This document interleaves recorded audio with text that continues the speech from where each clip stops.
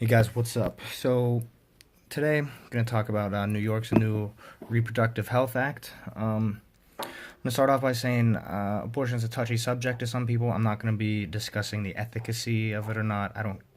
This isn't about whether it's right or wrong to get an abortion. I'm just going to go over what the law actually says as opposed to a lot of the speculation people are making.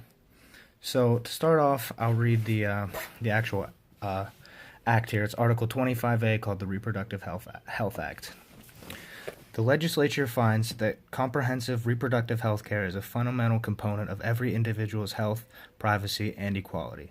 Therefore, it is the policy of the state that every individual has the fundamental right to choose or refuse contraception or sterilization.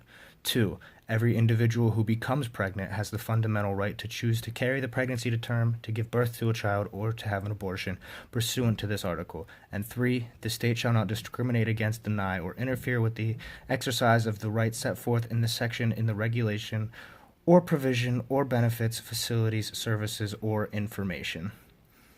So basically, what that's saying, the first part is, everyone has the right to, either use or not use contraception, whatever, that whatever you want to use there, or sterilization. So if you want to get your tubes tied or a vasectomy or whatnot, that's cool too. Now, the second one is where it says every individual who becomes pregnant has the fundamental right to choose to carry the pregnancy to term, to give birth to a child, or to have an abortion pursuant to this article. So that's just restating the right in the Constitution and New York state law that abortion is legal. You can choose to get an abortion or you can choose to keep your child. And 3, that's just saying that the state can't discriminate against this law, can't discriminate anyone for exercising this right that's going to be in this law. So the next part, it's called abortion. The first part reads, a healthcare practitioner licensed, certified, or authorized under Title VIII of the Education Law, acting within his or her lawful scope of practice, may perform an abortion when, according to the practitioner's reasonable and good faith professional judgment based on the facts of the patient's case, the patient is within 24 weeks from the commencement of pregnancy, or there is an absence of fetal viability, or the abortion is necessary to protect the patient's life or health. And that's the thing that's been causing an issue because, it states that now you can get them in the third trimester. But it's not like a lot of people think that you can just go into a clinic and, I don't want this baby anymore. You can't do that. The only way you're getting an abortion at that state is if there's no viable life signs, so if they can't get a vital reading on the child, or it's going to be a stillborn, they're not going to make you go through with that. Or it could be damaging to the mother's health or cause her death. So that's what that states. Now the second part of the section called abortion, it says this article shall be constructed and applied consistent with and subject to applicable laws and applicable and authorized regulations governing healthcare procedures. So it's saying, the law is going to be written in a way that, is consistent with healthcare procedures and, the qualifications needed and all that to give an abortion that are already put in place. Now, the next part is an amendment to to a penal law, Section 125 of New York Penal Law, which was titled Homicide, Abortions, and Related Offenses. The abortions part was removed from that. So no longer is an abortion considered under New York law the type of abortion that takes place in the third trimester is that considered homicide anymore. Now they changed the definition to homicide as well. It reads, homicide means conduct which causes the death of a person. This following part was redacted or removed, or an unborn child with which a female has been pregnant for more than 24 weeks. End of the removed statement. Under circumstances constituting murder, manslaughter in the first degree, manslaughter in the second degree, they added an or, criminally negligent homicide. This next part was removed. There was an or removed, or abortion in the first degree, or self-abortion in the first degree. So, as I said, they changed the definition of homicide. It's no longer Abortion is no longer in the definition of homicide in New York State.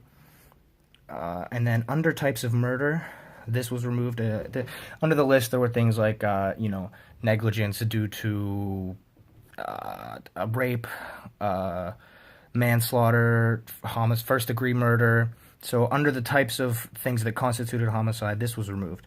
Abortion is in the second degree as defined in Section 125.4 of the Penal Law, and abortion in the first degree as defined in Section 125.45 of the Penal Law. So that part, it was removed because, that's removing abortion as one of the definitions of homicide. The third thing that was removed is there was a section in New York State penal law that's stated when an autopsy must be performed, and removed from that was a death caused by suspected criminal abortion. So that's basically the law. It's not like, as I said, it's not. There were a lot of people going around saying things like that now you could, just have an abortion willy-nilly without any consequence, which is not the case from what I can tell. It seems to be that the only... I read the part. I believe I read the part. Yeah, I read it. Where it says that, you have to be a licensed doctor and whatnot. So it's not like anyone can just go and do it for no reason. So that's pretty much that. Sorry, not as long as my last video, but this is pretty cut and dry. I can't really add a lot to it. But, that's all for now. Since this was so short, I think I'm going to go ahead and do one as well about what other news that happened in the week, even though, I put the poll up and you guys picked this one, whatever. So I'll go ahead. I have some stuff that I'll go over. You can expect that probably tomorrow. Yeah, I'll get that to you tomorrow. And my buddy Joe recommended that for my next big video, which will be next Friday, that I cover the Yellow Vest riots in France. I'm definitely going to take a look at that. I mean, I have a basic idea of what's going on, but the French government recently authorized the use of live rounds against the unarmed civilians. So I'm going to take a bigger look into that and see what caused it, why it's happening, and how long it may continue, if there's an end to sight, why, just basically what's going on in that situation.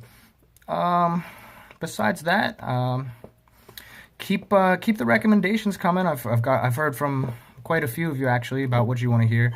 If anyone thinks of anything they want to hear, let me know. I prefer you do it in the comments or on Twitter, because my Facebook messengers get blown up by that sort of thing, and it's annoying. But I mean, if that's the only way you can get a hold of me, I won't complain, because you're still helping me out, giving me ideas and stuff.